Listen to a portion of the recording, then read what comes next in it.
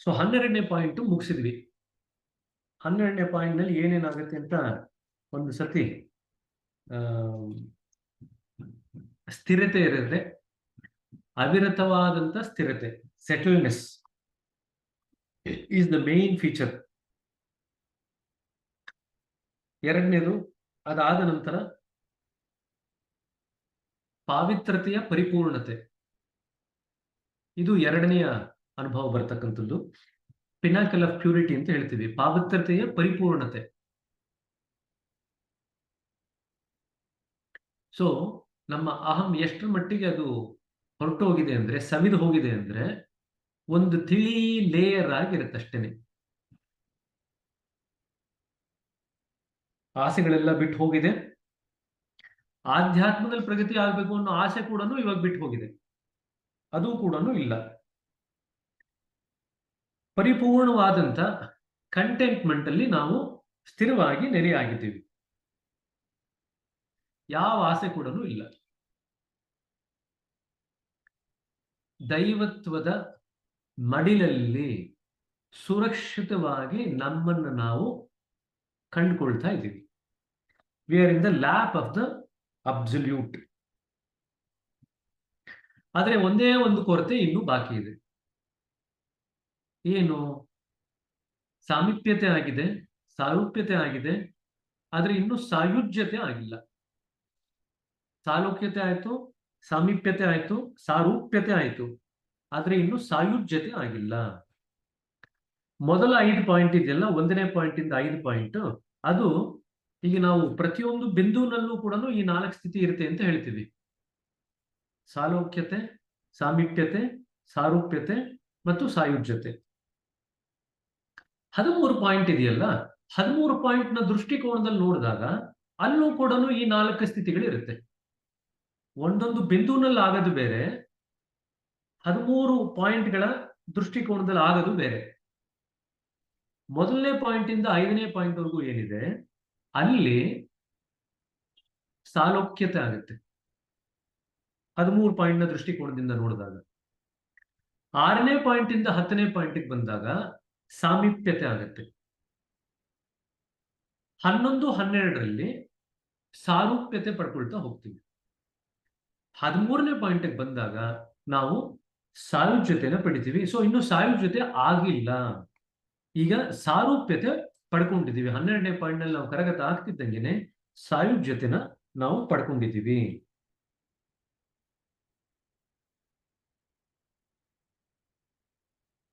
ಆದ್ರೆ ವಿಚಿತ್ರ ಏನಪ್ಪಾ ಅಂದ್ರೆ, ಇನ್ನೂ ಸಾಯುಜ್ಯತೆ ಆಗಿಲ್ಲ, ಆದ್ರೆ ನಮ್ಗೆ ಆಧ್ಯಾತ್ಮಿಕವಾಗಿ ಮುಂದುವರಿಬೇಕು ಅನ್ನೋ ಆಸೆ ಕೂಡ ಇಲ್ಲ. ಈಗ ಇಷ್ಟು ದಿವಸ ಆಸೆ ಇರ್ತಿತ್ತು, ಆ ಒಂದು ಆಸೆಗೋಸ್ಕರ ನಾನು ಮುಂದುವರಿತಾ ಇದ್ವಿ. ಈಗ ಪೂರ್ತಿ ಆ ಆಸೆನೆ ಬಿಟ್ಬಿಟ್ಟಿದೀವಿ. ಎಲ್ಲಾ ತರದ ಆಸೆ, ಆಧ್ಯಾತ್ಮಿಕ ಆಸೆನೂ ಬಿಟ್ಬಿಟ್ಟಿದೀವಿ. ಹಾಗಾದ್ರೆ ಮುಂದಕ್ಕೆ ಹೋಗೋದು ಹೆಂಗೆ? ಇಲ್ಲೇ ಗುರುಗಳ ಪಾತ್ರ ಬರೋದು. ಗುರುಗಳು ಏನ್ ಮಾಡ್ತಾರೆ, ಲಾಸ್ಟ್ ಟೈಮ್ ನಾವು ಹೇಳಿದ್ವಿ, ಕಾಂಗರೂ ಇದೆಯಲ್ಲ, ಕಾಂಗರೂ ಅನ್ನೋ ಪ್ರಾಣಿ ಕೇಳಿದಿರಲ್ಲ, ಆಸ್ಟ್ರೇಲಿಯಲ್ಲಿ ಇರುತ್ತೆ ಜಾಸ್ತಿ. ಅದು ತನ್ನ ಹೊಟ್ಟೆ ಸುತ್ತ ಒಂದು ಪೌಚ್ ಇರುತ್ತೆ. ಆ ಮಗುನ ಆ ಪೌಚಲ್ಲಿ ಕೂಡಿಸ್ಕೊಂಡು ಎಲ್ಲಾ ಕಡೆ ಓಡಾಡುತ್ತೆ, ಕರ್ಕೊಂಡು ಓಡಾಡುತ್ತೆ. ಗುರುಗಳು ಕೂಡ ಅಭ್ಯಾಸಿನ ಆ ಕಾಂಗರೂ ಹೇಗೆ ತನ್ನ ಮರಿನ ಎತ್ಕೊಂಡು ಎಲ್ಲ ಕಡೆ ದಾಟ್ಸತ್ತೋ, ಕರ್ಕೊಂಡು ಹೋಗುತ್ತೋ, ಗುರುಗಳು ಕೂಡ ಆ ಕ್ಯಾಂಗರೂ ತರನೇ ನಮ್ಮನ್ನೂ ಕೂಡ ಅವರ ಮಡಿಲಲ್ಲಿ ಇಟ್ಟುಕೊಂಡು ನಮ್ಮನ್ನ 13ನೇ ಪಾಯಿಂಟ್ಗೆ ದಾಟಿಸ್ತಾರೆ. ಸರಿ, 13ನೇ ಪಾಯಿಂಟ್ ನ ದಾಟ್ಲಿಕ್ಕೆ ಮುಂಚೆ ನೇಚರ್ಸ್ ಗೇಟ್ ಇದೆ ಅಂತ ಹೇಳ್ತೀವಿ. ನಿಸರ್ಗದ ಒಂದು ಗೇಟ್ ಇದೆಯಂತೆ. ಆ ಗೇಟ್ ನ ನಾವು ದಾಟಬೇಕು. ಅದನ್ನೇ, ಆ ಗೇಟ್ ಹೆಸರು ಸತ್ಯಪದ. ಇಲ್ಲಿ ಕಡೆಯದಾಗಿ ಒಂದೇ ಒಂದು ಪರೀಕ್ಷೆ ಆಗತ್ತಂತೆ. ಏನ್ ಪರೀಕ್ಷೆ ಅಂದ್ರೆ, ನೀನಾ ನಾನಾ ಅಂತ. ಕನ್ನಡದಲ್ಲಿ ಒಂದು ಸೀರಿಯಲ್ ಬರ್ತಿತ್ತು, ನೋಡ್ತಿದ್ರೆ ಯಾರಾದ್ರೂ? ಹಳೆದಾಗಿ ಸಿನಿಮಾ ಆಕ್ಟರ್ ಲಕ್ಷ್ಮಿ ನಡ್ಸ್ಕೊಡ್ತಾ ಇದ್ರು. ಈಗ ಸುಮಾರು 10 ವರ್ಷ 15 ವರ್ಷ ಆಗ್ತಾ ಬಂದನ್ಸುತ್ತೆ. ನೀನಾ ನಾನಾ ಅಂತ ರಾತ್ರಿ 10 ಗಂಟೆಗೋ 10:30 ಬರೋದು. ನಾವು ಒಂದ್ಸತಿ ಆ ಪ್ರೋಗ್ರಾಮ್ ಹೋಗಿದ್ದೆ, ಯಾರಿಗೋ ಪ್ರೈಸ್ ಕೊಡ್ಲಿಕ್ಕೆ ಅಂತ. ಸೊ ಹಾಗಾಗಿ ನನಗೆ ಜ್ಞಾಪಕ ಇದೆ. ನಾ ಯಾವತ್ತೂ ಪ್ರೋಗ್ರಾಮ್ ನೋಡಿಲ್ಲ, ಬಟ್ ನೀನಾ ನಾನಾ ಅಂತ ಒಂದು ಪ್ರೋಗ್ರಾಮ್ ಬರ್ತಿತ್ತು. ಪ್ರಾಯಶಃ ನೀವು ಯೂಟ್ಯೂಬ್ ಅಲ್ಲಿ ಹೋಗಿ ಸುಮ್ಮನೆ ಅದನ್ನ ಹಾಕಿದ್ರೆ ನೀನಾ ನಾನಾ ಅಂತ ಅದು ಒಂದು ಬರುತ್ತೆ, ಒಂದಿಷ್ಟು ಕಾರ್ಯಕ್ರಮಗಳು ಬರುತ್ತೆ ಅದರಲ್ಲಿ. ಇಲ್ಲಿ ಕೂಡ ನೀನಾ ನಾನಾ ಅನ್ನೋ ಒಂದು ರೀತಿನಲ್ಲಿ ನಿಮಗೆ ಪ್ರಶ್ನೆ ನಿಮ್ಮ ಮುಂದೆ ಇಡಲಾಗತ್ತೆ, ಪರೀಕ್ಷೆ ಮಾಡಲಾಗತ್ತೆ.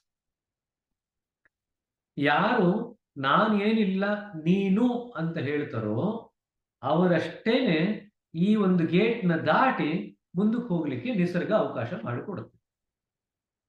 ಅಲ್ಲಿ ಬಂದು ಕಡೆಯದಾಗಿ 12ನೇ ಪಾಯಿಂಟ್ ನ ದಾಟ್ತಾ ನಾನೇ ಇಂಪಾರ್ಟೆಂಟು ನೀನಲ್ಲ ಅಂತ ಹೇಳ್ತು ಅಂದ್ರೆ ಮತ್ತೆ ಇನ್ನೂ ಅಲ್ಲೇ ಸಿಗಾಕೊಂಡಿರ್ತಾರೆ, ಮುಂದಕ್ಕೆ ಹೋಗ್ಲಿಕ್ಕೆ ಬಿಡಲ್ಲ. ಸೊ ಆ ಗೇಟ್ ನ ದಾಟಬೇಕಂದ್ರೆ ಆ ನೀನೇ ಎಲ್ಲವೂ ಸರ್ವಸ್ವ ಅನ್ನೋದು ಮನಸ್ಸಿನಲ್ಲಿ, ಹೃದಯದಲ್ಲಿ ಪರಿಪೂರ್ಣವಾಗಿ ಅದು ಎಸ್ಟಾಬ್ಲಿಷ್ ಆಗಿದ್ರೆ ಮಾತ್ರ, ಕರಗತ ಆಗಿದ್ರೆ ಮಾತ್ರ, ನಮ್ಮ ಜೀವನದ ಕಣ ಕಣಗಳಲ್ಲೂ ಅದು ಕರಗತ ಆಗಿದ್ರೆ ಮಾತ್ರನೇ ನಾವು ಈ ಸತ್ಯಪದ್ನ ಗೇಟ್ ಏನಿದೆ ಅದನ್ನ ದಾಟಿ ನಾವು 13ನೇ ಬಿಂದುಗೆ ಮುಂದುವರಿಲಿಕ್ಕೆ ಸಾಧ್ಯ. ಹಾಗಾದ್ರೆ ಈ 13ನೇ ಪಾಯಿಂಟ್ ಇನ್ನೇನು, ಆ ಸತ್ಯಪದ್ನ ದಾಟ್ತಾರಲ್ವಾ, ಆ ದಾಟ್ತಕ್ಕಂತ ವ್ಯಕ್ತಿಗಳ ಒಂದು ಸ್ವರೂಪ ಹೇಗಿರುತ್ತೆ? ಅವರು ಯಾರನ್ನು ಪ್ರೇಮಿಸಲ್ವಂತೆ. ಯಾಕೆಂತಂದ್ರೆ ಅವರು ಪ್ರೇಮದ ಪ್ರತಿರೂಪವಾಗಿರ್ತಾರೆ. ಅವರು ಯಾರ ಜೊತೆನೂ ವಿನಮ್ರತೆಯಿಂದ ನಡ್ಕೊಳ್ಳಲ್ವಂತೆ. ಯಾಕಂತಂದ್ರೆ ಅವರು ವಿನಮ್ರತೆಯ ಸ್ವರೂಪವಾಗಿ ಮಾರ್ಪಾಡಾಗೋಗಿರ್ತಾರೆ. ಅದ್ರ ಜೊತೆಗೆ ಮಗುವಿನ ಮುಗ್ಧತೆ, ಅದರಲ್ಲಿ ಅವರು ಮುಳುಗಿ ಹೋಗಿರ್ತಾರೆ. ಹಾಗಾದ್ರೆ ಗುರುಗಳು ಅವರ ವಿಚಾರವಾಗಿ ಏನು ಉದಾಹರಣೆ ಕೊಡ್ತಾರೆ ಅಂದ್ರೆ, ಅವರೆಲ್ಲ ಯಾವ ತರ ಜೀವನ ಮಾಡ್ತಾರೆ ಅಂದ್ರೆ ಮೇಣದ ಬತ್ತಿ ತರ ಜೀವನ ಮಾಡ್ತಾರೆ ಅಂತ ಹೇಳ್ತಾರೆ. ಕನ್ನಡದಲ್ಲಿ ರಾಜ್ಕುಮಾರ್ದು ಒಂದು ಹಾಡಿದೆ, ಕಸ್ತೂರಿ ನಿವಾಸದು. ಇಲ್ಲಿ ಯಾರು ಹಳಬ್ರಿದಿರೋ ಅವರೆಲ್ಲ ಕೇಳಿರ್ತೀರ. ಆಡಿಸಿ ನೋಡು ಬೀಳಿಸಿ ನೋಡು ಉರುಳಿ ಹೋಗೋದು ಹಾಡಿದೆ, ಕೇಳಿದಿರಲ್ಲ ಎಲ್ಲರೂ? ಅದ್ರಲ್ಲಿ ಒಂದು ಸಾಲು ಬರುತ್ತೆ, ತಾನೇ ಉರಿದರೂ ದೀಪವು ಮನೆಗೆ ಬೆಳಕ ತರುವುದು. ಸೊ ಆ ಒಂದು ಉದಾಹರಣೆನ ಗುರುಗಳು ಇಲ್ಲಿ ಕೊಡ್ತಾರೆ. ಮೇಣದ ಬತ್ತಿ ತಾನೇ ಉರಿದು ಹೋಗುತ್ತೆ, ಆದ್ರೆ ತಾನೇ ಉರಿದು ಹೋದ್ರೂ ಕೂಡ ಸುತ್ತಮುತ್ತ ಎಲ್ರಿಗೂ ಕೂಡ ಬೆಳಕು ಕೊಡುತ್ತೆ. ಸೊ ಈ 12ನೇ ಪಾಯಿಂಟ್ ದಾಟಿ 13ನೇ ಪಾಯಿಂಟ್ ಎಂಟರ್ ಆಗ್ತಕ್ಕಂಥ ವ್ಯಕ್ತಿಗಳು ಇರ್ತಾರಲ್ವಾ, ಅವ್ರ ಜೀವನ ಆ ಒಂದು ಸ್ವರೂಪ ಪಡ್ಕೊಳ್ಳುತ್ತೆ. ಅವರು ತಮಗೋಸ್ಕರ ಜೀವನ ಮಾಡ್ಲಿಕ್ಕೆ ಏನಿಲ್ಲ ಅಲ್ಲಿ. ಇವಾಗ ಅವ್ರು ಬರೀ ಬೇರೆಯವ್ರಿಗೋಸ್ಕರ ಜೀವನ ಮಾಡ್ತಿರ್ತಾರೆ, ಆದ್ರೆ ಬೇರೆಯವ್ರಿಗೋಸ್ಕರ ಜೀವನ ಮಾಡ್ತಿದೀವಿ ಅಂತ ಅರಿವು ಕೂಡ ಅವ್ರಿಗಿರಲ್ಲ. ಯಾಕೆಂತಂದ್ರೆ ನಾನು ಮತ್ತೆ ಬೇರೆಯವರು ಎಲ್ಲರೂ ಬೇರೆ ಬೇರೆ ಅನ್ನೋ ಒಂದು ಭಾವನೆ ಹೊರಟು ಹೋಗಿರುತ್ತೆ. ಆ ಭಾವನೆ ಕೂಡ ಇವಾಗ ಇಲ್ಲ. ಸೊ ಹಾಗಾಗಿ ಆ ಮೇಣದ ಬತ್ತಿಯ ತರ ಇವರು ಜೀವನ ಮಾಡ್ಲಿಕ್ಕೆ ಶುರು ಮಾಡ್ತಾರೆ. ಅವರ ಅಭ್ಯಾಸ ಒಂದೇ, ದಿನನಿತ್ಯದ ಅಭ್ಯಾಸ ಒಂದೇ. ಏನು? ಪ್ರೇಮ. ಹಾಗೆ ಸೂರ್ಯನ ಬೆಳಕು ಎಲ್ಲರ ಮೇಲೂ ಅವಿರತವಾಗಿ ಸಮಾನವಾಗಿ ಬೀಳುತ್ತೋ, ಹಾಗೆ ಒಂದು ಹೂ ತನ್ನ ಪರಿಮಳನ, ಸುಗಂಧನ ಎಲ್ಲೆಡೆಗೆ ಪಸರಿಸುತ್ತೋ, ಅದೇ ರೀತಿಯಾಗಿ ಇವರ ಜೊತೆ ಇದ್ದಾಗ ನಾವು ನಮ್ಮ ಕಷ್ಟ ನಷ್ಟಗಳನ್ನೆಲ್ಲ ಮರೆತು ಒಂದು ಖುಷಿಯಾದಂತ ಸ್ಥಿತಿಗೆ ನಮ್ಮನ್ನು ನಾವು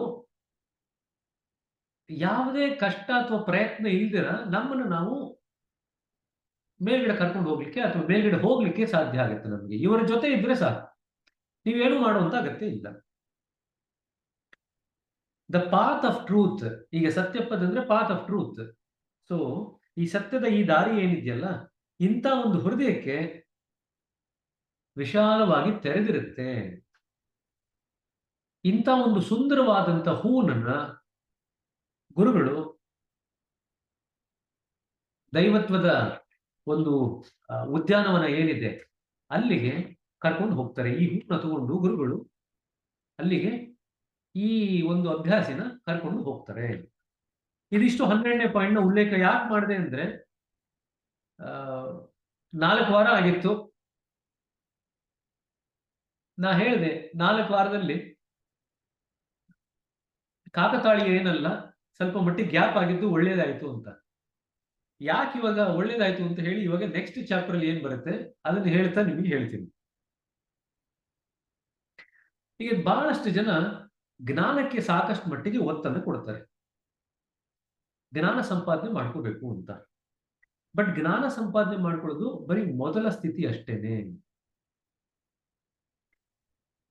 ನೋ ಅಮೌಂಟ್ ಆಫ್ ಜ್ಞಾನ ಆರ್ ವಿಜ್ಞಾನ is gonna take a person to the centre.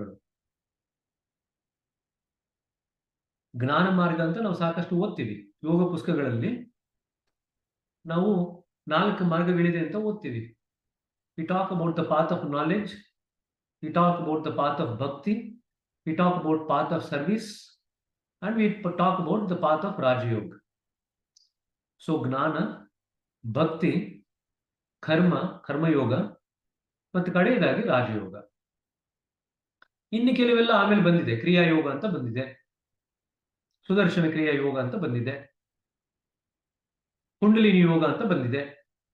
But ಇವೆಲ್ಲ ಬಂದರೂ ಕೂಡ ಅವೆಲ್ಲ ಶಕ್ತಿ ಪಥಗಳು. ಬಟ್ ಪ್ರಮುಖವಾಗಿ ನೀವು ನಮ್ಮ ಹಿಂದೂ ಸಂಸ್ಕೃತಿನಲ್ಲಿ ನೋಡ್ತಾ ಬಂತು ಅಂದ್ರೆ ಪ್ರಮುಖವಾಗಿ ಉಲ್ಲೇಖವಾಗಿರ್ತಕ್ಕಂಥದ್ದು 4 ಯೋಗಗಳು. ಈ 4 ಯೋಗಗಳೇನಿದೆ ಅದರಲ್ಲಿ ಯಾವುದು ನಮ್ಮನ್ನ ಕೇಂದ್ರದವರೆಗೂ ಕರ್ಕೊಂಡು ಹೋಗುತ್ತೆ? ಇಷ್ಟು 4 ಇದೆಯಪ್ಪ, 4 ಇದೆ. ಪ್ಲಸ್ ಇವಾಗ ನಾನು ಇನ್ನೊಂದು 3 ಹೇಳಿದೆ, ಕುಂಡಲಿನಿ ಯೋಗ ಅಂತ ಹೇಳಿದೆ, ಕ್ರಿಯಾ ಯೋಗ ಅಂತ ಹೇಳಿದೆ. ಅದನ್ನ ಪರಮಹಂಸ ಯೋಗಾನಂದ ಅವರು ಮತ್ತು ಯುಕ್ತೇಶ್ವರ್ ಮಹಾರಾಜ್ ಅವರ ಗುರುಗಳು ಅವರು ಅದನ್ನ ಪ್ರತಿಪಾದಿಸಿದ್ರು, ಬಾಬಾಜಿ ಮಹಾರಾಜ್ ಅಂತ. ತದನಂತರ ಇಲ್ಲಿ ಸುದರ್ಶನ್ ಕ್ರಿಯಾ ಯೋಗ ಅಂತ ಇದೆ, ಶಾಂಭವಿ ಮುದ್ರಾ ಅಂತ ಇದೆ. ಸೊ ಸದ್ಗುರು ಅವರೆಲ್ಲ ಅದನ್ನು ಫಾಲೋ ಮಾಡ್ತಾರೆ, ಶಾಂಭವಿ ಮುದ್ರನ. ಹಾಗಾದ್ರೆ ಶಕ್ತಿ ಪಥದಿಂದ ನಾವು ಕೇಂದ್ರದವರೆಗೂ ಹೋಗ್ಲಿಕ್ಕೆ ಸಾಧ್ಯನಾ? ಜ್ಞಾನ ಮಾರ್ಗವಾಗಿ ಕೇಂದ್ರದವರೆಗೂ ಹೋಗ್ಲಿಕ್ಕೆ ಸಾಧ್ಯನಾ? ಭಕ್ತಿ ಮಾರ್ಗವಾಗಿ ಕೇಂದ್ರದವರೆಗೂ ಹೋಗ್ಲಿಕ್ಕೆ ಸಾಧ್ಯನಾ? ಕರ್ಮಯೋಗದಿಂದ ಕೇಂದ್ರದವರೆಗೂ ಹೋಗ್ಲಿಕ್ಕೆ ಸಾಧ್ಯನಾ? ಇದು ಯಾವುದರಿಂದಲೂ ಸಾಧ್ಯ ಇಲ್ಲ. ಕೇಂದ್ರದವರೆಗೆ ಹೋಗಬೇಕಂದ್ರೆ ಒಂದೇ ಮಾರ್ಗ ನಿಮ್ಗಿರೋದು, ಅದು ರಾಜಯೋಗ. ನಾವು ಹಿಂದಿನ ಕೆಲವು ಸಂಚಿಕೆಗಳಲ್ಲಿ ಮಾತಾಡಿದ್ದೀವಿ, ಸಹಜ ಮಾರ್ಗ ಅನ್ನೋದು ರಾಜಯೋಗದ ಮಾರ್ಪಾಡಾದಂತ ಸ್ಥಿತಿ. ಸೊ ಹಾಗಾಗಿ ಮಾರ್ಪಾಡಾಗಿರ್ತಕ್ಕಂಥ ರಾಜಯೋಗನೇ ಸಹಜ ಮಾರ್ಗ ಅಂತ ಹೇಳ್ತೀವಿ ನಾವು. ಏನ್ ಮಾರ್ಪಾಡಾಗಿದೆ ಅಂತ ಕೂಡ ನಾವು ಸಾಕಷ್ಟು ಮಟ್ಟಿಗೆ ಚರ್ಚೆ ಮಾಡಿದ್ದೀವಿ. ಸೊ ಆ ನಿಟ್ಟಿನಲ್ಲಿ ಹೋದಾಗ ನಮ್ಮ ಗುರಿ ಕೇಂದ್ರ ಆಗಿದ್ರೆ, ದ ಸೆಂಟರ್, ಮೂಲ ಆಗಿದ್ರೆ,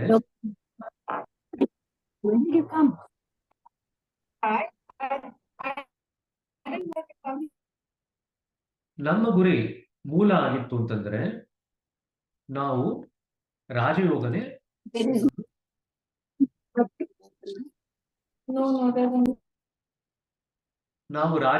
ಹಿಡ್ಕೋಬೇಕು. ರಾಜಯೋಗದ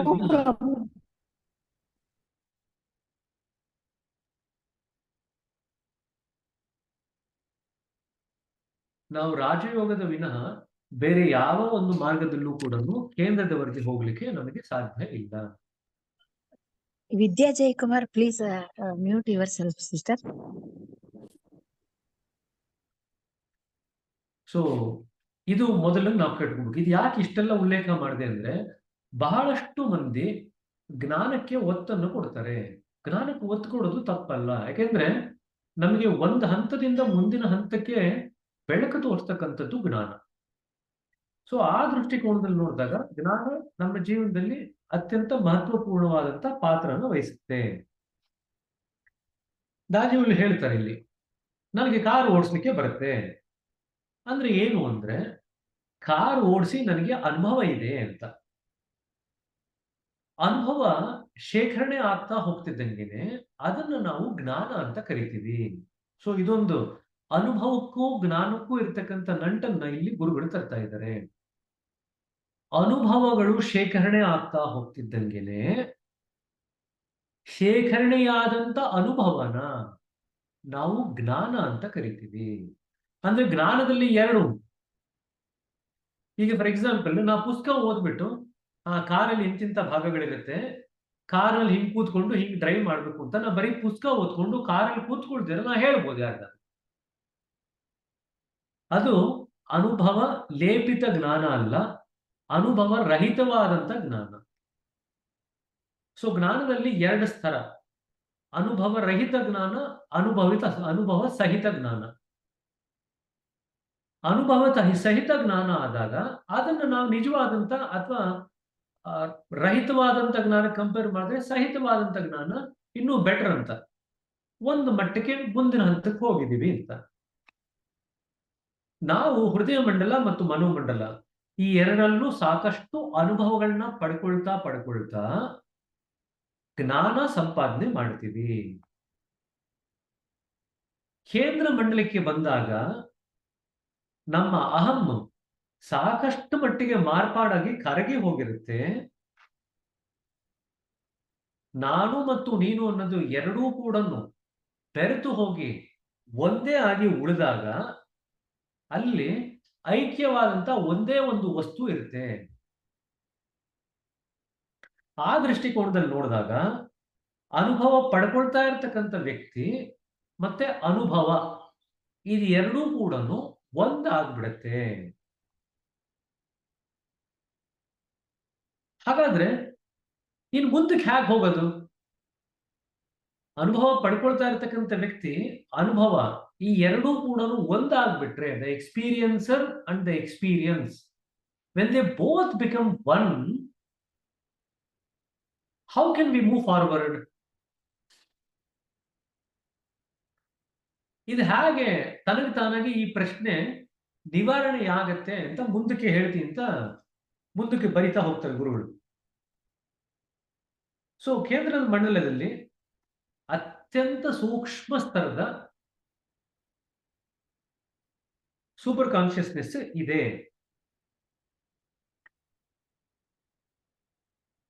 ಸೊ ಒಂದು ಯೋಗಿ ಹಾಗೆ ಮಗು ಒಂದು ಆಟದ ವಸ್ತುವಿನ ಜೊತೆ ಆಟ ಆಡುತ್ತೋ ಹಾಗೆ ಯೋಗಿ ಪ್ರಜ್ಞೆ ಜೊತೆ ಆಟ ಆಡ್ತಾರೆ.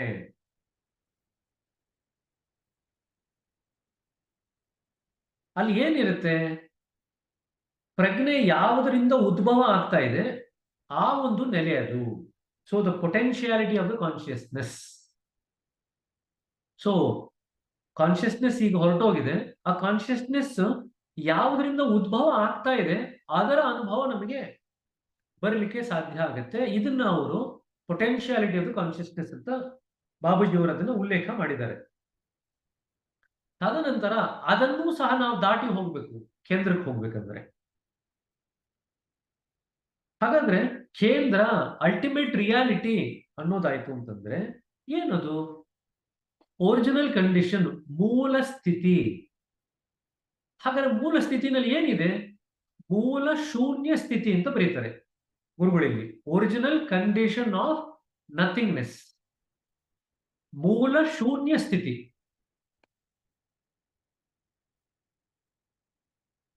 It is such a light state that even purity, simplicity and peace seem dense and heavy in comparison. ಅದು ಎಷ್ಟು ಹಗುರವಾಗಿರುತ್ತೆ ಅಂದ್ರೆ ನಮಗೆ ಅಮಿತವಾದಂತ ಶಾಂತತೆ,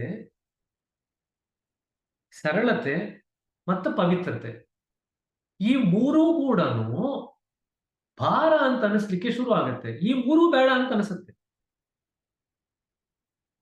ಸೊ ಇಲ್ಲಿ ನಾವು ಇದುವರೆಗೂ ಏನೇನೆಲ್ಲ ಅನುಭವಿಸಿದ್ವಲ್ಲ ಎಲ್ಲವೂ ಸಹ ನಾವು ಆಧ್ಯಾತ್ಮಿಕವಾಗಿ ನಮಗೆ ಶಾಂತಿ ಬೇಕು ಅಂತ ಹೇಳ್ತೀವಿ, ನಮಗೆ ಅದು ಆನಂದ ಬೇಕು ಅಂತ ಹೇಳ್ತೀವಿ, ನಮಗೆ ಸರಳತೆ ಬೇಕು ಅಂತ ಹೇಳ್ತೀವಿ, ನಮಗೆ ಪವಿತ್ರತೆ ಬೇಕು ಅಂತ ಹೇಳ್ತೀವಿ. ಇವೆಲ್ಲವೂ ನಾವು 1ನೇ ಪಾಯಿಂಟ್ ಇಂದ ಹಿಡಿದು 12ನೇ ಪಾಯಿಂಟ್ ವರೆಗೂ ಏನೇನೆಲ್ಲ ಅನುಭವಿಸಿರ್ತೀವಿ ಅವೆಲ್ಲವೂ ಭಾರ ಅಂತ ಅನ್ಸುತ್ತೆ. ಈಗ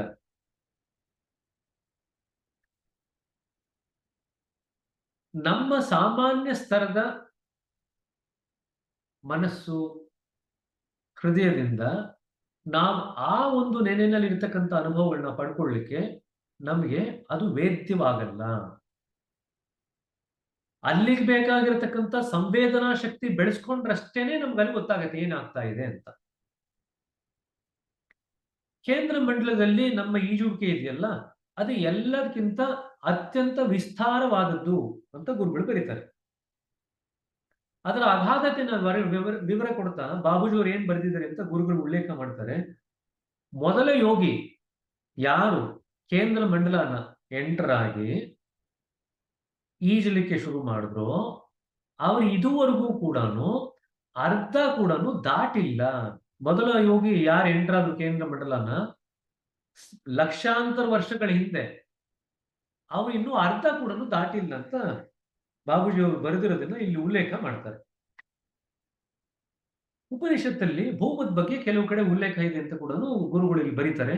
ಚಾಂದೋಗ್ಯ ಉಪನಿಷತ್ತಲ್ಲಿದೆ, ಬೃಹದಾರಣ್ಯಕ ಉಪನಿಷತ್ತಲ್ಲಿದೆ. ಹಾಗಾದ್ರೆ ಇಲ್ಲಿ ಉಪನಿಷತ್ ಪ್ರಕಾರ ಭೂಮ ಅಂದ್ರೆ ಏನು, ಏನಾದ್ರು ಡೆಫಿನೇಷನ್ ಕೊಟ್ಟಿದ್ದಾರೆ ಉಪನಿಷತ್ತಲ್ಲಿ ಅಂತ ಹೇಳಿ ಅದನ್ನ ಒಂದು 2 ಸೆಂಟೆನ್ಸ್ ಅಲ್ಲಿ ಉಲ್ಲೇಖ ಮಾಡ್ತಾರೆ ಗುರುಗಳಲ್ಲಿ.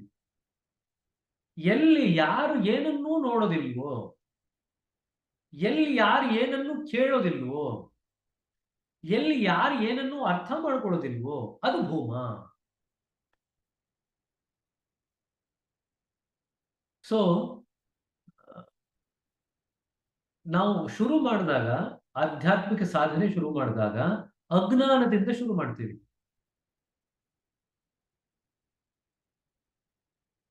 ಅಜ್ಞಾನದಿಂದ ಕೆಳ ಹಂತದ ಅದು ಅಜ್ಞಾನ.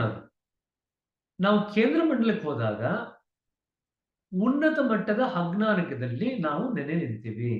ಸೊ ನಾವು ಶುರು ಮಾಡತಕ್ಕಂಥ ಸ್ಥಿತಿ, ಕಡೆಗೆ ಹೋಗಿ ನಿಲ್ತಕ್ಕಂಥ ಸ್ಥಿತಿ ಎರಡೂ ನೋಡ್ಲಿಕ್ಕೆ, ಅನುಭವಿಸ್ಲಿಕ್ಕೆ ಒಂದೇ ರೀತಿ ಇರುತ್ತೆ. So we start with ignorance, V end up in supreme ignorance ಅಂತ ಹೇಳ್ತಾರೆ. ಸೊ ಎಲ್ಲಿ ಯಾರು ಏನಾದ್ರೂ ನೋಡ್ತಾರೋ, ಎಲ್ಲಿ ಯಾರು ಏನಾದ್ರೂ ಕೇಳ್ತಾರೋ, ಎಲ್ಲಿ ಯಾರಾದ್ರೂ ಏನಾದ್ರೂ ಅರ್ಥೈಸ್ಕೊಳ್ತಾರೋ ಅದೆಲ್ಲವೂ ಕೂಡ ಮಿತವಾದಂತ ಸ್ಥಿತಿನಲ್ಲಿ ಅಡಕವಾಗಿದೆ. ಅಮಿತತೆಯಲ್ಲಿ ಈ ಮೂರು ಕೂಡ ಇರಲ್ಲ. ಯಾವುದು ಅಮಿತವಾಗಿದೆಯೋ ಅದು ಒಂದೇ ಇರೋದು, ಅದು ಶಾಶ್ವತವಾಗಿದೆ. ಯಾವುದು ಮಿತವಾಗಿದೆಯೋ ಅದು ಅಶಾಶ್ವತವಾಗಿದೆ. That which is Bhuma, which is infinite, is immortal. And that which is finite is mortal. ಹಾಗಾದ್ರೆ ಕೇಂದ್ರ ಮಂಡಲನ ನಾವು ಪ್ರವೇಶ ಮಾಡಿದ ತಕ್ಷಣನೇ ನಮಗೆ ಮೊದಲು ಅನುಭವಕ್ಕೆ ಬರತಕ್ಕಂಥದ್ದು ಯೂನಿವರ್ಸಲ್ ಎಕ್ಸಿಸ್ಟೆನ್ಸ್. ನಾವು ಹಿಂದಿನ ಒಂದು ಪಾಯಿಂಟ್ ನಲ್ಲಿ ಮಾತಾಡಿದ್ವಿ.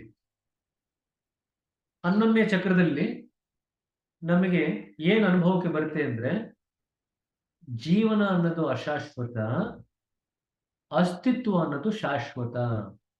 ಇದು ನಮಗೆ ಅನುಭವಕ್ಕೆ ಬರುತ್ತೆ 11ನೇ ಬಿಂದುನಲ್ಲಿ. ಹಾಗಾದ್ರೆ ಅಲ್ಲೂ ಇದು ಅನುಭವಕ್ಕೆ ಬಂದಿದೆ. ಈಗ ನಾವು ಕೇಂದ್ರ ಮಂಡಲ ಎಂಟರ್ ಆದ್ರೂ ಅಲ್ಲೂ ಅನುಭವಕ್ಕೆ ಬರುತ್ತಲ್ಲ, ಎರಡರಲ್ಲೂ ವ್ಯತ್ಯಾಸ ಏನು ಅಂತ ಕೇಳಿದಾಗ 11ನೇ ಬಿಂದುನಲ್ಲಿ ನಮಗೆ ಅನುಭವಕ್ಕೆ ಬರ್ತಕ್ಕಂಥದ್ದು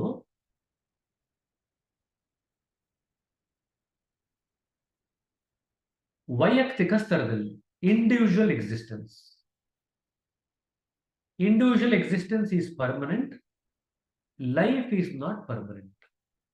ಸೊ ಯು ವಿಲ್ ಡಿಫರೆನ್ಶಿಯೇಟ್. ಇವೆರಡರ ನಡುವೆ ನಾವು ವ್ಯತ್ಯಾಸ ಭೇದ ಮಾಡ್ತೀವಿ. ಇದುವರೆಗೂ ನಾವೇನ್ ಅನ್ಕೊಂಡಿದ್ವಿ, ಜೀವನ ಶಾಶ್ವತ ಅಂತ ಅನ್ಕೊಂಡಿದ್ವಿ. ಈಗ ನಾವೇನ್ ಕಂಡಿಡ್ಕೊಂಡಿದ್ದೀವಿ, ಜೀವನ ಶಾಶ್ವತ ಇಲ್ಲ, ಜೀವನ ಬರ್ತಾ ಇರುತ್ತೆ ಹೋಗ್ತಾ ಇರುತ್ತೆ, ಬರ್ತಾ ಇರುತ್ತೆ ಹೋಗ್ತಾ ಇರುತ್ತೆ, ಆದ್ರೆ ನಮ್ಮ ಮೂಲ ಅಸ್ತಿತ್ವ ಶಾಶ್ವತ. ಇದು ನಮ್ಗೆ ವೈಯಕ್ತಿಕ ಸ್ತರದಲ್ಲಿ ಗೊತ್ತಾಗುತ್ತೆ. ಇಲ್ಲಿ ನಾವು ಕೇಂದ್ರ ಮಂಡಲ ನಾವು ಎಂಟರ್ ಆಗಿದ ತಕ್ಷಣನೇ ನಮ್ಗೆ ಏನ್ ಅನುಭವಕ್ಕೆ ಬರುತ್ತೆ ಅಂದ್ರೆ ಯೂನಿವರ್ಸಲ್ ಎಕ್ಸಿಸ್ಟೆನ್ಸ್. ಈಗ ವೈಯಕ್ತಿಕ ಅಲ್ಲ, ಯೂನಿವರ್ಸಲ್ ಲೆವೆಲ್ ಅಲ್ಲಿ ನಮಗೆ ಅದು ಅನುಭವಕ್ಕೆ ಬರಲಿಕ್ಕೆ ಶುರು ಆಗುತ್ತೆ. ಅಲ್ಲಿ ನಾವು ಈಜಾಡ್ತಾ ಆಡ್ತಾ 7 ರಿಂಗ್ಸ್ ಆಫ್ ಸ್ಪ್ಲೆಂಡರ್ ನಮಗೆ ಅದನ್ನು ನಾವು ಅನುಭವಿಸ್ತೀವಿ. ಅದನ್ನೆಲ್ಲ ದಾಟಿ ಹೋದ್ಮೇಲೆ ಓಷನ್ ಆಫ್ ಇನ್ಫಿನಿಟಿ, ಅಮಿತತೆಯ ಸಾಗರ, 7 ರಿಂಗ್ಸ್ ಆಫ್ ಸ್ಪ್ಲೆಂಡರ್. ಕನ್ನಡದಲ್ಲಿ ಏನ್ ಹೇಳ್ತೀರಾ 7 ರಿಂಗ್ಸ್ ಆಫ್ ಸ್ಪ್ಲೆಂಡರ್ ಅಂದ್ರೆ? ಯಾವ್ದು ಹೇಳ್ತೀರಾ 7 ರಿಂಗ್ಸ್ ಆಫ್ ಸ್ಪ್ಲೆಂಡರ್ಗೆ? ಜ್ಯೋತಿರ್ಮಯ. ಹಾ, 7 ಜ್ಯೋತಿರ್ಮಯ ವೃತ್ತಗಳು ಅಂತ ಇಟ್ಕೋಬಹುದು. ಈ 7 ಜ್ಯೋತಿರ್ಮಯ ವೃತ್ತಗಳನ್ನ ದಾಟಿದ ಮೇಲೆ ನಮಗೆ ಅಮಿತವಾದಂತ ಒಂದು ಸಾಗರ ಸಿಗುತ್ತೆ, ಓಷನ್ ಆಫ್ ಇನ್ಫಿನಿಟಿ. ಆ ಸಾಗರದಲ್ಲಿ ನಮ್ಮ ಈಜುವಿಕೆ ಶುರುವಾಗುತ್ತೆ. ಇದು ನಮ್ಮ ಕಡೆಯ ಹಂತ. ಹಾಗಾದ್ರೆ ಇನ್ನೊಂದೆರಡು ಪಾಯಿಂಟ್ ಹೇಳಿ ಇವತ್ತಿನ ಡಿಸ್ಕಷನ್ ನಿಲ್ಲಿಸ್ತೀನಿ. ಈ ಚಾಪ್ಟರ್ ಮುಗಿಸ್ಬಿಡೋಣ ಇವತ್ತು. ಹಾಗಾದ್ರೆ ಕೇಂದ್ರ ಮಂಡಲನ ಎಂಟರ್ ಆಗ್ಬೇಕಾದ್ರೆ ಏನಾಗಬೇಕು? ಕೇಂದ್ರ ಮಂಡಲನ ಎಂಟರ್ ಆಗ್ಬೇಕಾದ್ರೆ ಅಭ್ಯಾಸಕ್ಕೆ ತಾನೇ ಎಂಟರ್ ಆಗ್ಲಿಕ್ಕೆ ಸಾಧ್ಯ ಇದೆಯಾ? ಸಾಧ್ಯ ಇಲ್ಲ. ಗುರುಗಳು ಅದಕ್ಕೆ ಬೇಕಾಗಿರ್ತಕ್ಕಂಥ ಚಲನೆ, ಅದಕ್ಕೆ ಬೇಕಾಗಿರ್ತಕ್ಕಂಥ ಶಕ್ತಿ ಗುರುಗಳಲ್ಲಿ ತುಂಬಬೇಕಾಗತ್ತೆ. ಏನ್ ಮಾಡ್ತಾರೆ ಗುರುಗಳು? ಇಲ್ಲಿ ಒಂದು ಸರ್ವೇ ಸಾಧಾರಣವಾದಂತ ಒಂದು ಉದಾಹರಣೆ ಕೊಟ್ಟಿದ್ದಾರೆ. ನಾವು ಮಗುನ ಎಷ್ಟೋ ಸತಿ ಉದ್ಯಾನವನಕ್ಕೆ ಪಾರ್ಕ್ ಕರ್ಕೊಂಡು ಆಟ ಆಡಿಸ್ತೀವಿ, ಜ್ಞಾಪಕ ಇದೆಯಾ? ಉಯ್ಯಾಲೆ ಮೇಲೆ ಕೂಡಿಸ್ತೀವಿ ಮಗುನ. ಉಯ್ಯಾಲೆ ಮೇಲೆ ಕೂಡಿಸಿದ್ಮೇಲೆ ಒಂಚೂರು ಹಿಂದೆ ತಗೊಂಡು ಹೋಗ್ತೀವಿ, ಮತ್ತೊಂಚೂರು ಮುಂದಕ್ಕೆ ತಳ್ತೀವಿ. ಅದು ಮುಂದಕ್ಕೆ ಹೋಗುತ್ತೆ, ಮತ್ತೆ ಹಿಂದಕ್ಕೆ ಬರುತ್ತೆ. ಹಿಂದಕ್ಕೆ ಬಂದಾಗ ಮತ್ತೊಂಚೂರು ಪುಷ್ ಕೊಡ್ತೀವಿ, ಮತ್ತೆ ಇನ್ನೊಂಚೂರು ಮುಂದಕ್ಕೆ ಹೋಗುತ್ತೆ, ಮತ್ತೊಂಚೂರು ಹಿಂದಕ್ಕೆ ಬರುತ್ತೆ, ಮತ್ತೊಂದ್ಸತಿ ಇನ್ನೊಂದ್ಸತಿ ಪುಷ್ ಕೊಡ್ತೀವಿ. ಹಿಂಗೆ ಮಾಡ್ತಾ ಮಾಡ್ತಾ ಏನಾಗುತ್ತೆ, over A period of time ಅದು ಪೂರ್ತಿ ಸ್ವಿಂಗ್ ಆಗ್ಲಿಕ್ಕೆ ಉಯ್ಯಾಲೆ ಒಂದೆಡೆಯಿಂದ ಇನ್ನೊಂದೆಡೆಗೆ ಪರಿಪೂರ್ಣವಾಗಿ ಸ್ವಿಂಗ್ ಆಗ್ಲಿಕ್ಕೆ ಶುರು ಆಗುತ್ತೆ. ಆಲ್ಮೋಸ್ಟ್ 90 ಡಿಗ್ರಿವರೆಗೂ ಬರುತ್ತೆ. ಇದು ಎಲ್ರಿಗೂ ಅನುಭವಕ್ಕೆ ಬಂದಿರತಕ್ಕಂಥದ್ದು. ಎಷ್ಟೋ ಸತಿ ಮಕ್ಕಳು ಬಿದೋಗ್ತಾರೆ, ಗಟ್ಟಿಯಾಗಿ ಇಟ್ಕೊಳ್ತಾರೆ ಅಂತೇಳಿ ಅಷ್ಟರೋಗೂ ನಾವು ತಳ್ಳಿಕ್ಕೆ ಹೋಗಲ್ಲ. ಒಂದ್ ಸ್ವಲ್ಪ ಮಗುಗೆ ಖುಷಿ ಕೊಡೋಷ್ಟಾದ್ರೂ ತಳ್ತೀವಿ. ಅದೇ ರೀತಿಯಾಗಿ ಗುರುಗಳು ಆ ಚಲನೆ ಬರ್ಬೇಕಲ್ಲ, ಆ ವ್ಯಕ್ತಿ 12ನೇ ಬಿಂದುನ ದಾಟಿ 13ನೇ ಬಿಂದು ಹೋಗ್ಬೇಕಾದ್ರೆ ಒಂದು ಚಲನೆ ಬೇಕು.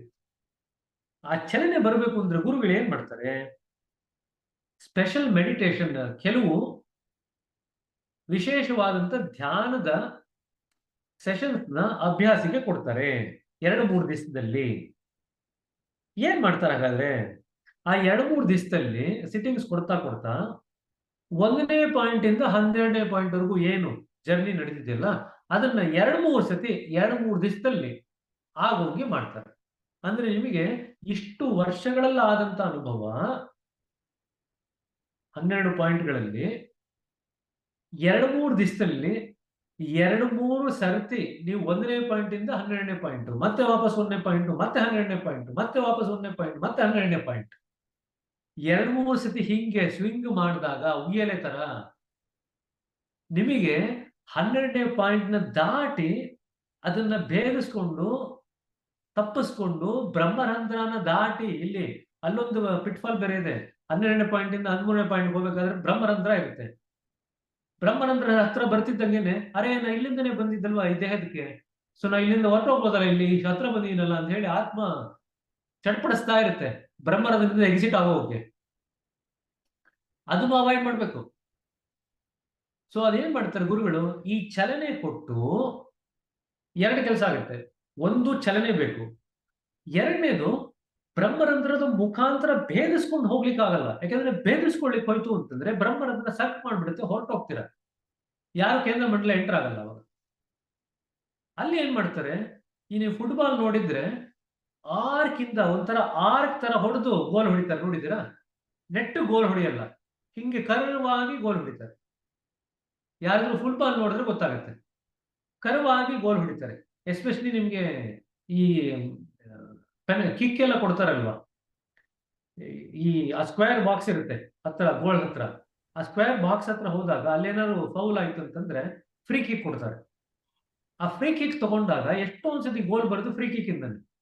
ಆ ಫ್ರೀ ಕಿಕ್ ಅಲ್ಲಿ 5 ಜನ ನಿಂತಿರ್ತಾರೆ, 5-6 ಜನ ಮುಂದೆ ನಿಂತಿರ್ತಾರೆ.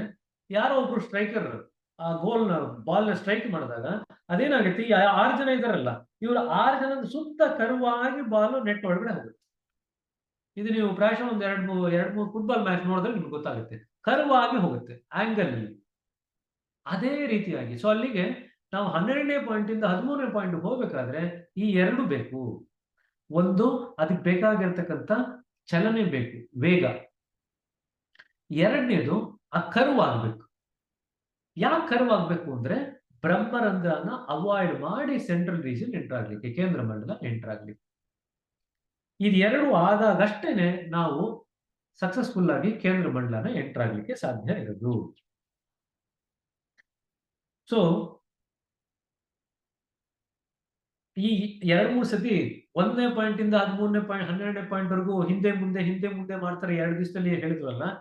ಅಲ್ಲಿ ಏನಾಗುತ್ತೆ ಅಂದ್ರೆ ಪ್ರತಿಯೊಂದು ಚಕ್ರದಲ್ಲೂ 4 ಸ್ಟೇಜ್ಗಳು ಏನಿದೆ, ಸಾಲೋಕ್ಯತ, ಸಾಮೀಪ್ಯತ, ಸಾರೂಪ್ಯತ ಅಂಡ್ ಸಾಯುಜ್ಯತ, ಈ 4ನ್ನೂ ಅವ್ರು ಕರಗತ ಮಾಡ್ತಾರೆ ಪ್ರತಿಯೊಂದು ಬಿಂದುವಿನಲ್ಲೂ ಆ ಸಿಟ್ಟಿಂಗ್ ಕೊಡ್ತಾ.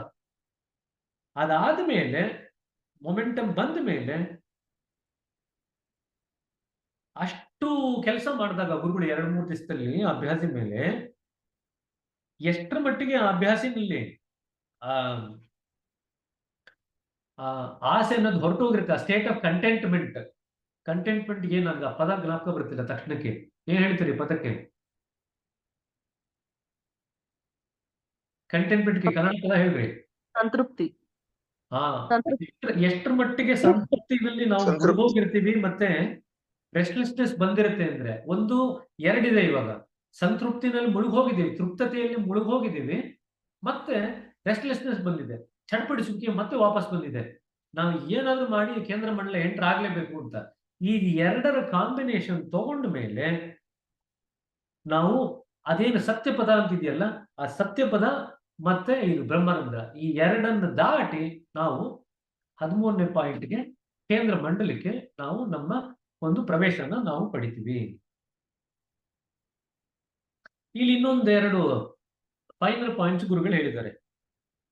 ಹೃದಯ ಮಂಡಲದಲ್ಲಿ ನಮ್ಮ ಚಲನೆ ಸ್ಟ್ರೈಟ್ ಲೈನ್ ಅಲ್ಲಿ ಇರುತ್ತೆ, ಸ್ಟ್ರೈಟ್ ಅಥವಾ ಕರ್ವ್ಡ್ ಲೈನ್. ಈಗ ನಾವು ಒಂದ್ಸತಿ ಮಾತಾಡಿದ್ವಿ, ಜ್ಞಾಪಕ ಇದೆಯಾ? ಇಲ್ಲಿ ತೋರಿಸ್ತೀನಿ ನೋಡ್ರಿ. ಸೊ ಇಲ್ಲಿಂದ 1ನೇ ಪಾಯಿಂಟ್ ಇಂದ 2ನೇ ಪಾಯಿಂಟ್ಗೆ ಬರ್ಬೇಕಾದ್ರೆ ಹಿಂಗ್ ಬರುತ್ತೆ, ತದನಂತರ 3ನೇ ಪಾಯಿಂಟಿಗೆ ಹೀಗೆ ಹೋಗುತ್ತೆ, 4ನೇ ಪಾಯಿಂಟಿಗೆ ಹೀಗೆ ಬರುತ್ತೆ, 5ನೇ ಪಾಯಿಂಟಿಗೆ ಹೀಗೆ ಬರುತ್ತೆ, 6ನೇ ಪಾಯಿಂಟ್ ಇಂದ ಹಿಂಗ್ ಹೋಗುತ್ತೆ ಮೇಲಕ್ಕೆ. ಅಂದ್ರೆ ಹೃದಯ ಮಂಡಲದಲ್ಲಿ ಒಂದು ಕಡೆಯಿಂದ ಇನ್ನೊಂದು ಕಡೆ ಚಕ್ರ ಒಂದ್ ತಳ್ಳದಂಗೆ, ಸ್ಟ್ರೈಟ್ ಲೈನ್ ಅಲ್ಲಿ ತಳ್ಳದಂಗೆ ಇರುತ್ತೆ. ಮನೋಮಂಡಲಕ್ಕೆ ಬಂದಾಗ ನಮ್ಮ ಚಲನೆ ಹೇಗಿರುತ್ತೆ ಅಂದ್ರೆ ವಿಸ್ತಾರ ಆಗುತ್ತೆ. It's an expansion. ಅಲ್ಲಿ ಚಲನೆ ಎಕ್ಸ್ಪ್ಯಾನ್ಷನ್ ರೂಪದಲ್ಲಿ ನಮ್ಮ ಅನುಭವಕ್ಕೆ ಬರುತ್ತೆ, ಯಾರು ತಳ್ಳದಂಗೆ ಅನುಭವಕ್ಕೆ ಬರಲ್ಲ. ನಾವು ಇಲ್ಲಿ ಸ್ಟ್ರೈಟ್ ಲೈನ್ ಅಲ್ಲಿ ಹೋದಂಗೆ ಅಂತ ಅನ್ಸುತ್ತೆ ಹೃದಯ ಮಂಡಲದಲ್ಲಿ. ಇಲ್ಲಿ ಹೋಗ್ಬೇಕಾದ್ರೆ ಏನಾಗುತ್ತೆ, ಒಂದು ಬಿಂದುವಿಂದ ಇನ್ನೊಂದು ಬಿಂದು ಹೋಗ್ಬೇಕಾದ್ರೆ ವಿಸ್ತಾರ ಆಗ್ತಾ ಇದೆ ಅಂತ ನಮ್ಮ ಅನುಭವ ಬರುತ್ತೆ ಧ್ಯಾನದಲ್ಲಿ. ಯಾರು ನಿಮ್ಮನ್ನ ತಳ್ಳಲ್ಲ, ಒಂದು ಪಾಯಿಂಟ್ ಇಂದ ಇನ್ನೊಂದು ಪಾಯಿಂಟಿಗೆ ತಳ್ಳಲ್ಲ ಮನೋಮಂಡಲದಲ್ಲಿ. ಮನೋಮಂಡಲದಲ್ಲಿ ಏನಾಗುತ್ತೆ ಅಂದ್ರೆ ಯಾವ ಮುಂದಿನ ಹಂತದ ಪಾಯಿಂಟ್ ಇದೆಯಲ್ಲ, ಆ ಪಾಯಿಂಟ್ ಮ್ಯಾಗ್ನೆಟ್ ತರ ಇದನ್ನ ಎಳ್ಕೊಳತ್ತೆ. ಹೃದಯ ಮಂಡಲದಲ್ಲಿ ತಳ್ಳಬೇಕಾಗತ್ತೆ. ಮನೋಮಂಡಲದಲ್ಲಿ higher point will attract the soul from the lower point like a magnet ತರ ಎಳ್ಕೊಳುತ್ತೆ. So for example, we don't move from 7th chakra to 8th chakra. The 8th chakra attracts you like a magnet, and in this way expansion continues. So ನಮಗೆ ಚಲನೆ ಅನುಭವಕ್ಕೆ ಬರುತ್ತೆ, ಇಲ್ಲಿ ವಿಸ್ತಾರತೆಯ ಅನುಭವಕ್ಕೆ ಬರುತ್ತೆ. Noticing the push and pulls is helpful in ಡೀಪನಿಂಗ್ one sensitivity. ತುಂಬಾ ಜನ sensitivity ಹೆಂಗ್ ಬೆಳೆಸ್ಕೊಳ್ಳೋದು ಅಂತ ಕೇಳ್ತಾರೆ. ಇದೆಲ್ಲ ಏನು ನಮಗೆ ಧ್ಯಾನದಲ್ಲಿ ಅನುಭವಕ್ಕೆ ಬರುತ್ತೆ, ಇದನ್ನೆಲ್ಲ ನಾವು ಕಂಡುಹಿಡ್ಕೊಳ್ಳಿಕ್ಕೆ ಸಾಧ್ಯತೆ ಆಯ್ತು ಅಂತಂದ್ರೆ ನಮ್ಮ ಸೂಕ್ಷ್ಮತೆ ಮತ್ತೆ ಸಂವೇದನಾ ಶಕ್ತಿ ತಾನಾಗೆ ಬೆಳೆಯುತ್ತೆ. Regarding the entry into the central region, there is a technicality you might find interesting. ಅದನ್ನ ಹೇಳಿದೆ ಈಗಾಗಲೇ. ಅದು ನೆಟ್ಟಿಗೆ ಹೋಗ್ಲಿಕ್ಕೆ ಆಗಲ್ಲ, ಕರ್ವಾಗಿ ಹೋಗ್ಬೇಕಾಗತ್ತೆ. The path of truth is like a curved window, and one is arced into it like the saucer ball arcs into the goal post. So ಹಾಗೆ football ನಲ್ಲಿ curve ಆಗಿ ಗೋಲ್ ಹೊಡಿತಾರೋ ಒಂದು ಕಾರ್ನರ್ಗೆ, ಅದೇ ರೀತಿಯಾಗಿ ನಾವು ಅದು ಆ ಪಾತ್ ಆಫ್ ಟ್ರೂತ್ ಅಥವಾ ಏನು ಸತ್ಯಪದ್ನ ಒಂದು ದಾರಿ ಇದೆಯಲ್ಲ, ಸತ್ಯಪದ್ದು ಮತ್ತು ಬ್ರಹ್ಮಾನಂದ ಇವೆರಡನ್ನು ಅವಾಯ್ಡ್ ಮಾಡಿಕೊಂಡು ಕರ್ವ್ ಆಗಿ ನಾವು we enter into the central region. So ಇಲ್ಲಿ ಒಂದೇ ಒಂದು ಲಾಸ್ಟ್ ಪ್ಯಾರಾಗ್ರಾಫ್ ಏನ್ ಬರೀತಾರೆ ಇಲ್ಲಿ ಅಂದ್ರೆ, ಇದಾದ್ಮೇಲೆ 13ನೇ ಪಾಯಿಂಟ್ ಮುಂದಿನ ವಾರ ಚರ್ಚೆ ಮಾಡಿ ಅದನ್ನ ಮುಂದಿನ ವಾರ ಕಡೆಗಣಿಸೋಣ, ಇದನ್ನ ಕೊನೆ ಮಾಡೋಣಂತೆ 27ನೇ ಅಧ್ಯಾಯದಲ್ಲಿ. ಇಷ್ಟೆಲ್ಲ ಯಾಕೆ ತಿಳ್ಕೋಬೇಕು ಅಂತ ಪ್ರಶ್ನೆಗಳು ಬರೀತಾರೆ ಇವಾಗ ಗುರುಗಳಿವಾಗ. ಯಾಕೆ ಇಷ್ಟೆಲ್ಲ ತಿಳ್ಕೋಬೇಕು? ಯಾಕೆ ತಿಳ್ಕೋಬೇಕಂದ್ರೆ ಅದೇ ನಿಮ್ಮ ನಿಜವಾದ ಮನೆ ಅಂತ ಬರೀತಾರೆ. ನೀವಿರ್ಬೇಕಾದಂತ ಜಾಗ ಅದೇ, ನಿಮ್ಮ ನಿಜವಾದಂತ ಆಸ್ತಿ ಅದು. ಈಗ we are passing through a special moment in time where mother nature has opened a window to offer a quantum leap in this very life into the centre. ಇದು ಎಷ್ಟು ವಿಶೇಷವಾದಂತ ಕಾಲಘಟ್ಟ ಅಂದ್ರೆ ನಿಸರ್ಗ ಬಾಗಿಲನ್ನ ತೆರೆದಿದೆ. ಏನಕ್ಕೆ ತೆರೆದಿದೆ ಬಾಗಿಲನ್ನ? ನೀವು ಈ ಒಂದು ಜನ್ಮದಲ್ಲೇನೆ, ಕೆಲವು ವರ್ಷಗಳ ಅಭ್ಯಾಸದಲ್ಲೇನೆ ನೀವು ಕೇಂದ್ರಕ್ಕೆ ಹೋಗ್ಲಿಕ್ಕೆ ನಿಸರ್ಗ ಬಾಗಿಲನ್ನ ತೆಗೆದು ಅದಕ್ಕೆ ಬೇಕಾದಂತ ವಾತಾವರಣನೆಲ್ಲ ಸೃಷ್ಟಿ ಮಾಡಿದೆ. ದಾರಿ ತೆರೆದಿದೆ, ಅಭ್ಯಾಸ ಪದ್ಧತಿ ಇದೆ, ಸರಳವಾಗೂ ಇದೆ, ಮತ್ತೆ ಇಡೀ ಫೀಲ್ಡ್ ಪ್ರಿಪೇರ್ ಆಗಿದೆ, ದಾರಿ ಪೂರ್ತಿ ಪ್ರಿಪೇರ್ ಆಗಿದೆ. ಹಾಗಾಗಿ ಏನ್ ಬೇಕು? ಅದನ್ನ ಆಶಿಸುವಂತ ಒಂದು ಹೃದಯ ಬೇಕಷ್ಟೇ. ಅಂಡ್ ಅದನ್ನ ಆಶಿಸ್ತಕ್ಕಂತ ಒಂದು ಹೃದಯ ನೀವು ಆಗಬಹುದು ಅಂತ ಬರೀತಾರೆ ಗುರುಗಳು.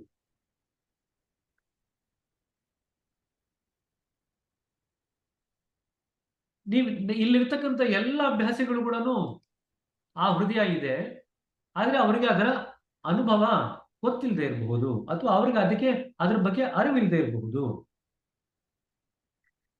ಸೊ ಎಲ್ಲಾ ರೀತಿಯಾದಂತ ನಕಾರಾತ್ಮಕ ಧೋರಣೆಗಳನ್ನ ದೂರ ಮಾಡಿ ಉತ್ಸಾಹದಿಂದ ಮುನ್ನುಗ್ಗಿದ್ರೆ ಯಾವತ್ತೂ ನೀವು ಅದ್ರ ಬಗ್ಗೆ ಖೇದ ನಿಮ್ಮ ಮನಸ್ಸಿನಲ್ಲಿ ಉತ್ಪತ್ತಿ ಆಗಲ್ಲ ಅಂತ ಹೇಳಿ ಬರೀತಾ ಗುರುಗಳು ಇದನ್ನ ಈ ಒಂದು ಪಾಯಿಂಟ್ನ, ಈ ಒಂದು ಚಾಪ್ಟರ್ನ ಎಂಡ್ ಮಾಡ್ತಾರೆ. ಮುಂದಿನ ಚಾಪ್ಟರ್ 13ನೇ ಚಕ್ರ, point of nothingness, that we shall discuss in the next week. So ಯಾಕೆ 4 ವಾರ ಬ್ರೇಕ್ ಆಗಿದ್ದು ಒಳ್ಳೇದಾಯ್ತು ಅಂತ ಹೇಳಿದೆ ಅಂತ ಯಾರಿಗಾದ್ರೂ ಗೊತ್ತಾಯ್ತಾ? ಯಾಕೆಂತಂದ್ರೆ ಬೇರೆ ಎಲ್ಲೂ ಕೂಡ ಮತ್ತೆ ಗುರುಗಳು 1ನೇ ಪಾಯಿಂಟ್ ಇಂದ 12ನೇ ಪಾಯಿಂಟ್ ವರೆಗೂ 2-3 ಸತಿ ರಿಪೀಟ್ ಮಾಡಿಸಲ್ಲ. 12ನೇ ಪಾಯಿಂಟ್ ಇಂದ 13ನೇ ಪಾಯಿಂಟ್ ಹೋಗ್ಬೇಕಾದ್ರೆ ಮಾತ್ರನೇ ಇವೆಲ್ಲ ರಿಪೀಟ್ಗಳಾಗುತ್ತೆ. ಸೊ ಅಲ್ಲಿ ಸ್ವಲ್ಪ ಸಮಯ ಆಗತ್ತೆ. ನೀವು ಎಷ್ಟೇ ಹೃದಯದಲ್ಲಿ ಪ್ರಿಪೇರ್ ಆಗಿದ್ರೂ ಕೂಡ ಗುರುಗಳು ಆ ಒಂದು ನಿಮಗೆ ಮೊಮೆಂಟಮ್ ಅಥವಾ ಚಲನೆ ಕೊಡೋವರೆಗೂ ಕೂಡ ನೀವು ಮುಂದಕ್ಕೆ ಹೋಗ್ಲಿಕ್ಕೆ ಆಗಲ್ಲ. ಸೊ ಗುರುಗಳು ಅದನ್ನ ಹೃದಯದಲ್ಲಿ ಕೆಲಸ ಮಾಡ್ತಾ ಮಾಡ್ತಾ ಆ ಚಲನೆಯನ್ನು ಕೊಟ್ಟು ಆ ಒಂದು ಕರವಾಗೋ ರೀತಿಯಲ್ಲಿ ಆ ಒಂದು ಆತ್ಮನ ತಮ್ಮ ಏನಂತಾರೆ ಹೃದಯಕ್ಕೆ ಅಂಟಿಸ್ಕೊಂಡು, ನಾವು ಕಾಂಗೂರು ಬಗ್ಗೆ ಮಾತಾಡಿದ್ವಿ. ಕಾಂಗೂರು ಮಾತ್ರ ಅಲ್ಲ, ಸಾಮಾನ್ಯವಾಗಿ ನಮ್ಮ ಮಗು ನೆತ್ಕೊಳ್ತೀವಿ. ಮನುಷ್ಯರಾಗಿ ನಾವು ಮಗು ನೆಟ್ಕೊಂಡಾಗ ಎಲ್ಲಿ ಇಟ್ಕೊಳ್ತೀವಿ? ಮಗು ನೆತ್ಕೊಂಡಾಗ ನಮ್ಮ ಹೃದಯಕ್ಕೆ ಅಂಟಿಸ್ಕೊಂಡಿರ್ತೀವಿ. ನೋಡಿದ್ದೀರಾ? ನಮ್ಗೆ ಗೊತ್ತೋ ಗೊತ್ತಿಲ್ವೋ ನಾವೆಲ್ಲರೂ ಮಾಡ್ತೀವಿ ಇದನ್ನ. ಒಂದ್ ಮಗುನ ಎತ್ಕೊಂಡಿದ ತಕ್ಷಣನೇ ನಮ್ ಹಿಂಗೆ ಹಾಕೊಳ್ತೀವಿ, ನಾವು ಹೃದಯಕ್ಕೆ ಅಂಟಿಸ್ಕೊಳ್ತೀವಿ. ಇನ್ಫ್ಯಾಕ್ಟ್ ಎಲ್ಲರೂ ಕೂಡ ಲೆಫ್ಟ್ ಹ್ಯಾಂಡ್ ಹಾಕೊಳ್ಳೋದು, ಯಾರು ರೈಟ್ ಹ್ಯಾಂಡ್ ಹಾಕೊಳ್ಳಲ್ಲ. ಹಿಂಗೆ ಎಲ್ಲ ಲೆಫ್ಟ್ಗೆ ಹಾಕೊಳ್ತೀವಿ. ನಮ್ಗೆ ಗೊತ್ತೋ ಗೊತ್ತಿಲ್ವೋ ಎಲ್ಲರೂ ಇದನ್ನೇ ಮಾಡ್ತೀವಿ. ಆದ್ರೆ ಯಾವತ್ತೂ ಕೂಡ ಅರೆ ನಾವು ನಮ್ಮ ಮಗುನ ನಮ್ಮ ಹೃದಯಕ್ಕೆ ನಾವೇ ಅಂಟಾಕೊಳ್ತಾ ಇದೀವಿ ಅಂತ ಯಾವತ್ತೂ ಯೋಚನೆ ಮಾಡೇ ಇಲ್ಲ ಅಲ್ವಾ? ಸೊ ಪ್ರತಿಯೊಂದು ಜೀವಿನಲ್ಲೂ ಕೂಡ ತಮ್ಮ ಸಂತತಿ ಅಂತ ಏನಿರುತ್ತೆ ಅದನ್ನ ಅವರು ಹೃದಯಕ್ಕೆ ಅಂಟಾಕೊಂಡಿರ್ತಾರೆ. ಅದೇ ರೀತಿಯಾಗಿ ಗುರುಗಳು ನಮ್ಮನ್ನ ಅವರ ಹೃದಯದ ಪೌಚ್ನಲ್ಲಿ ಕೂಡಿಸ್ಕೊಂಡು ನಮ್ಮನ್ನ 13ನೇ ಪಾಯಿಂಟ್ಗೆ ಸುರಕ್ಷಿತವಾಗಿ ಕರ್ಕೊಂಡು ಹೋಗಿ ಬಿಡ್ತಾರೆ. ಬಟ್ ಅದಕ್ಕೆ ಸ್ವಲ್ಪ ಮಟ್ಟಿಗೆ ಸಮಯ ಆಗುತ್ತೆ. ಯಾಕಂದ್ರೆ 3 ಇದೆ ಅಲ್ಲಿ.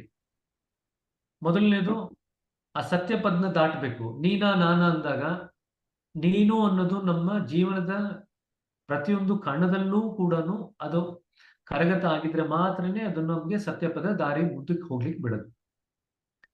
ಅದು ಅದು ಬಾಬುಜೂರ್ ಇನ್ನೊಂದು ರೀತಿಯಲ್ಲಿ ಬರೀತಾರೆ, the path of love is so, Kabir ಬರೆದಿದ್ದಾರೆ ಅಂತ ಬರೀತಾರೆ, ಅದು path of love is so narrow that only one can pass through ಅಂತ. ಆ ಪ್ರೇಮದ ದಾರಿ ಎಷ್ಟು ಕಠಿಣವಾಗಿದೆ ಅಥವಾ ಕಡಿದಾಗಿದೆ ಅಂದ್ರೆ ಒಂದೇ ಸೋಲ್ ಅಂತೆ ಪಾಸ್ ಆಗ್ಲಿಕ್ಕೆ ಸಾಧ್ಯ.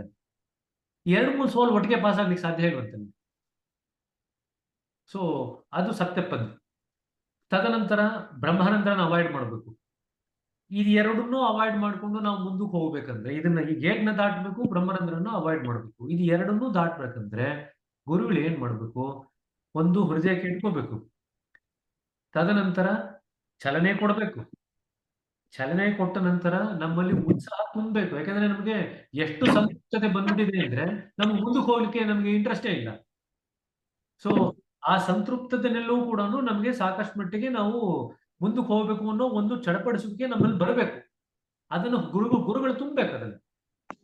ಇದು ತುಂಬಿದ ನಂತರ ಗುರುಗಳು ಕರುವಾಗುವಂತ ರೀತಿಯಲ್ಲಿ ತಮ್ಮ ಹೃದಯಕ್ಕೆ ಅಂಟಿಸ್ಕೊಂಡು ನಮ್ಮನ್ನ 12ನೇ ಪಾಯಿಂಟ್ ಇಂದ 13ನೇ ಪಾಯಿಂಟ್ಗೆ ಬ್ರಹ್ಮರಂಧ್ರದಲ್ಲೂ ಹೋಗದೆ ನೋಡಿಕೊಂಡು ಸುರಕ್ಷಿತವಾಗಿ 13ನೇ ಪಾಯಿಂಟ್ ಕರ್ಕೊಂಡ್ಬಂದು ಕೇಂದ್ರ ಮಂಡಲಕ್ಕೆ ಪ್ರವೇಶವನ್ನು ಕೊಡ್ತಾರೆ. ಸೊ ಇದಿಷ್ಟು ಆಗ್ಬೇಕಾಗಿರತಕ್ಕಂಥ ಕೆಲಸ. ಇದು ಈ ಪರ್ಟಿಕ್ಯುಲರ್ ಚಾಪ್ಟರ್ ಇದೆಯಲ್ಲ, ಈ ಪರ್ಟಿಕ್ಯುಲರ್ ಚಾಪ್ಟರ್ 12 ಮತ್ತು 13ನೇ ಇದು ಈ ಚಾಪ್ಟರ್ 26 ಮತ್ತು 27 ಇದೆರಡೂ ಕೂಡ 3-4 ಪೇಜ್ ಇದೆ. ತುಂಬಾ ದೊಡ್ಡ ದೊಡ್ಡ ಚಾಪ್ಟರ್ಸ್ ಅಲ್ಲ, ಆದ್ರೆ ಸಾಕಷ್ಟು ವಿಚಾರಗಳಿದೆ. ಅದನ್ನ ನಾವು ಸ್ಪಷ್ಟವಾಗಿ ನಾವು ಗ್ರಹಿಸ್ಲಿಲ್ಲ ಅಂದ್ರೆ ನಮ್ಗೆ ಎಷ್ಟೊಂದು ವಿಚಾರಗಳು ಅಸ್ಪಷ್ಟವಾಗಿ ಉಳಿದು ಹೋಗುತ್ತೆ. ಸೊ ಹಾಗಾಗಿ ಅದೊಂದು 3-4 ಪೇಜ್ ಇದ್ರೂ ಕೂಡ ಮೊದಲು ಅದಕ್ಕೋಸ್ಕರನೇ 12ನೇ ಪಾಯಿಂಟ್ ಮತ್ತೊಂದೇ ಒಂದ್ಸತಿ ಸಾರಾಂಶ ಕೊಟ್ಟು ಅದಾದ್ಮೇಲೆ ಇದನ್ನ ಡಿಸ್ಕಸ್ ಮಾಡಿದ್ವಿ. ಸೊ ದಟ್ ಎರಡನ್ನು ರಿಲೇಟ್ ಮಾಡೋದು ಸುಲಭ ಆಗುತ್ತೆ ಅಂತ. ಒಂದ್ಸತಿ ನಾವು ಕೇಂದ್ರ ಮಂಡಲ ಎಂಟರ್ ಆದ್ಮೇಲೆ ಮುಂದಕ್ಕೆ ಏನಾಗುತ್ತೆ ಅಂತ ಮುಂದಿನ ಹಂತದಲ್ಲಿ ನೋಡೋಣ. ಸರಿನಾ?